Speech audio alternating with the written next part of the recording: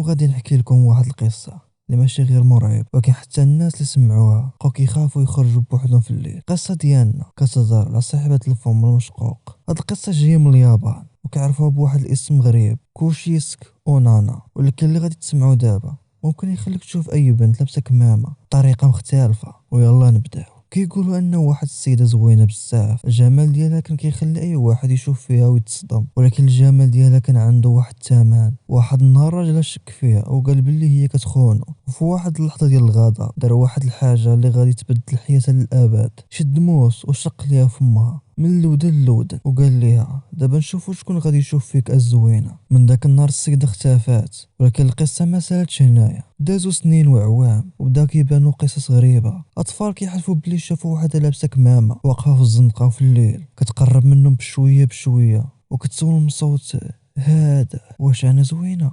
وإلا جاوبت بكلمه لا كيقولوا انا كتغضب منك وكتهاجمك بلا رحمه وكتقتلك. ولكن الا جاوبتيها بكلمه نعم كدير واحد الحاجه اخطر من هادشي، كتحيد الكمامه وكيبان الفم ديالها مشقوق بواحد الشكل مرعب بزاف. من بعد كتقرب لك وكتسولك مره اخرى ودابا واش انا زوينه. وانا يا صديقي المتابع، اي جواب ممكن يكون اخر حاجه كتقولها في حياتك كلها، ولا حصلتي كيفاش تقدر تهرب منها. وبعض الناس في اليابان كيقولوا كان شي طرق باش تنجى من الموت. مثلا الا جاوبتي عادي من غير نعم ولا لا كتقول لي مشوشه هي وكتعطيك فرصه فين تقدر تهرب وتنجى بحياتك، او لا عطيتيها شي حلوه كتبقى مشغوله بها وانت تقدر تهرب في ديك الساعه. ولكن واش بصح الطرق خدامين ولا غير قصص باش يطمنونا؟ ودابا رجع عندك يا اخي المشاهد، دابا تخيل معايا انت غادي في الزنقه والليل والسكات ما كاين حتى واحد، وفجاه كتبان قدامك وحده لابسه كمامه كتوقف عليك وكتشوف فيك مباشره وكتقول لك واش انا زوينه. شنو غادي يكون الجواب ديالك؟ كتبوا لنا في التعليق باش نعرفوا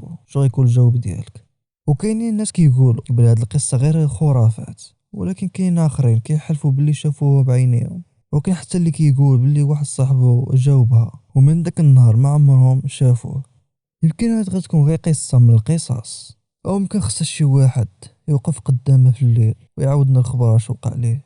الا عجبتكم القصه وما بغيتيش تفوت القصص بحال هادو ديال لايك واشتراك، ونصحك يا اخي المشاهد حاول ما تبقاش بوحدك في الليل.